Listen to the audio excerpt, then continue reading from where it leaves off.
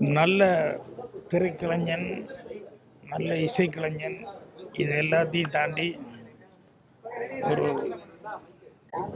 எல்லாருக்கும் பிடித்தமான ஒரு நல்ல மனிதன் மதன் பாபு அவர்கள். அவர் சிரிக்காத ஒரு முகத்தை இன்னைக்கு தான் பார்க்குற ஒரு சூழ்நிலை வந்தது. ரொம்ப கஷ்டமாக இருக்குது. என்னுடைய படங்களில் நடிச்சிருக்காரு, பூர்ணிமாக நடிச்சிருக்காரு. நான் படத்தில் நடிக்கும்போது என் படத்தை பார்த்து இல்லை என் கூட ஷூட்டிங்கில் மற்றவங்கெல்லாம் சிரிச்சிருக்காங்க.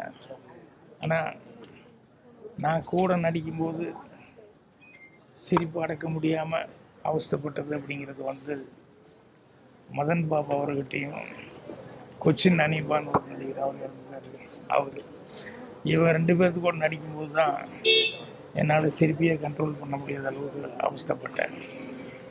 அவ்வளவு என் மனசுலேயே அந்த அளவுக்கு இடம் பிடிச்சிருக்காங்க போது ஜனங்க மனசுலேயும் அந்த அளவுக்கு அவங்க இடம் பிடிச்சிருக்காங்க. ஸோ குறுகிய காலம்தான் அவர்கிட்ட எனக்கு பழக்கம் இருந்தாலும் ரொம்ப காலமாக சினிமாவில் பழகின மாதிரி ஒரு ஃபீலிங்காக இருக்குது. ஸோ எல்லாருக்கும் வர்ற மறைவு அவருக்கும் வந்துருச்சு. ரொம்ப மனசு கஷ்டமாக இருக்குது. அவங்க குடும்பத்தில் இருக்கிறவங்க,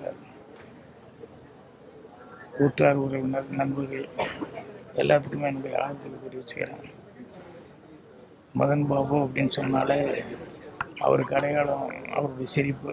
அந்த சிரிப்பு இனிமேல் தெரியல தான் மீண்டும் மீண்டும் பார்த்துக்கணும். அவர் ஆத்ம சாந்தியில இருக்கு. இறைவனை பிரார்த்தனை பண்ணிக்கிறேன்.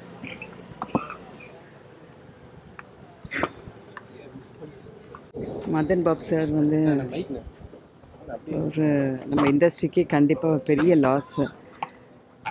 அவரோட சிரிப்பு இன்னும் கூட எல்லாரோட காதில் அப்படியே போயிட்டே இருக்கும். இப்போ சமீபத்தில் கூட என் கூட மல்லிங்கிற சீரியலில் நடித்தார்.